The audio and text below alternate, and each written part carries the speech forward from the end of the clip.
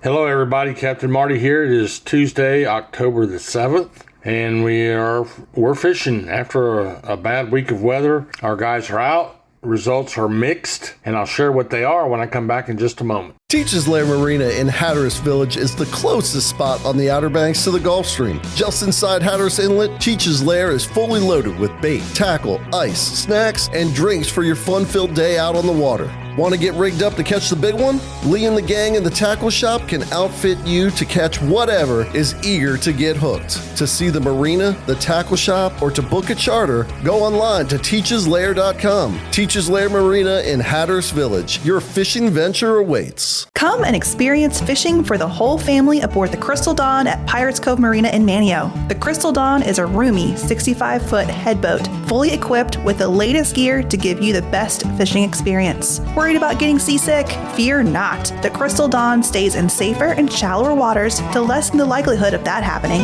Half-day and private fishing trips are available. To find out more, go online to crystaldawnheadboat.com. The Crystal Dawn Headboat out of Pirates Cove. Fishing that is fun for all ages. So there were improvements in the offshore fishing down in Hatteras. Their catches were mixed. I didn't see a lot of limits of dolphin or mahi, but I did see some catches of 10, 12, 15, 20 of the bailers. The bailers are the ones that you bail over the side of the boat. They're usually 3 to 5 or 6 pounds. So you had that going on. You also did not have limits of blackfin tuna, but you had a few blackfin tuna. Boats with 4, 5, 6, 8, something like that. The blackfins are the smaller tunas. Then we had scattered wahoo, and we had some king mackerel, and we had a few sailfish. All of it just in sparse numbers, but when you put them all together, the guys came back to the dock like they're so good at doing in Hatteras with a nice mixed bag of fish, a regular seafood platter. Their inshore boats, we'll talk about in the backcountry report in a moment. I did not hear of any nearshore boats, but seeing those king mackerel in the report was encouraging. This is going into the fall of the year, and they have a big industry, both recreationally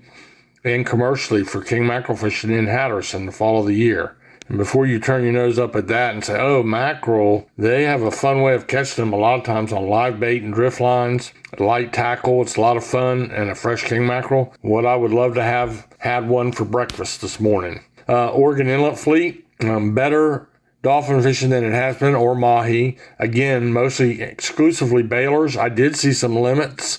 A limit is approximately 60 or 10 per person, but I saw some limits in the catches. And also some a mixture of blackfin tuna, a few of them, and okay billfish bite. The fleet's top billfisherman, in my opinion, is Captain Arch Bracher on the Pelican, and he had 4 sailfish at quitting time, as far as I know, yesterday. And I want to back up and say something. I missed a swordfish catch out of Pirates Cove the day before yesterday. I don't know how I missed it, but it was not reported till late after I'd already put my report up. So anyway, I don't even know what boat it was on, but I saw the picture of that thing in the cockpit, and it was a beauty too. So good going on the swordfish, something we don't talk about very often. Pier and surf fishing, nothing to really brag too much about. Water temperatures mostly from the very upper 60s to the very lower 70s. And we've got drum on a lot of piers. We've got a few drum at Cape Point. The sea mullet and bluefish are biting. And then there's some croakers, and there's a few spots. A scattered pompano. It's just a mix. There's really nothing to write home about. And you're not hearing a whole lot about any great catch. But this is the time of year when you put your time in, you're going to come up with a nice catch, and there's liable to be some nice variety in your catch. And you can have your own surf and pier seafood platter. We'll take a little break, and I'll come back and talk to you about the backcountry, the Pamlico Sound, and the Bonner Bridge. Are you ready for a fishing thrill like no other? Oh, there he is! There he is! Oh, got him up! As seen on WikiTune Outer Banks, the Carolina Girl, captained by majestic Jesse Anderson, is a custom, luxurious 53-foot Jarrett Bay built boat running out of Hatteras Harbor Marina. Let Jesse and her crew give you a fishing experience of a lifetime.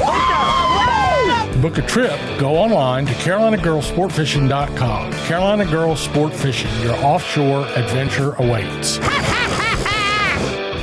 So, backcountry fishing, we still have the drum bite going on. It seems like it's picking up a little now that things are settling in after all that wind. They like it rough, but back in the Sound, that's mostly a boat fishery, and you don't want it to be too rough because that place can get to be really miserable. And you never, ever want to underestimate how quickly it can get rough in our Sounds. They're big bodies of water, but they're shallow and they chop up in a hurry. But the drum bite continues, and I mentioned the Bonner Bridge. The Bonner Bridge is the old Bonner Bridge that used to cross Oregon Inlet. Well, on the south side, they left a portion of it before they built the new bridge. That is a free and great fishing pier. They had a decent speckled trout bite there, including this speckled trout bite. There have been some nice ones in the catches. Like, for instance, the Hatteras fleet. They're back there, the inshore fleet. They've been catching speckled trout and slot-sized puppy drum, but yesterday they caught some big ones. So I saw one that was 46 inches. That's a really nice one. Again, the speckled trout bite, this is prime time for that. And then you mix in, saw a lot of sheephead in the catches yesterday as well. A member of the porgy family, cousin to a red snapper. Really good to eat, really challenging to catch, and hard fighting.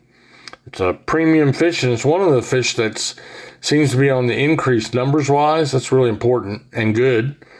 I'll leave our report today by telling you that the wading, W-A-D-I-N-G, the wading bite is on. And if you're one of them people that you don't own a boat, no excuse. You get your light spinning rod, you get your popping cork, and you go to your local tackle shops, any of them, and go find out how to rig up like that. Red Drum Tackle is one of my longtime sponsors, and they can show you how to do that. They can show you how to do that over at Radcliffe Marine. Really, really easy. Teaches Laird Marina, tackle shop there, can show you how to do it. There's just plenty of opportunity to learn how to rig up. And consider places like the north end of Roanoke Island and the backside of Hatteras.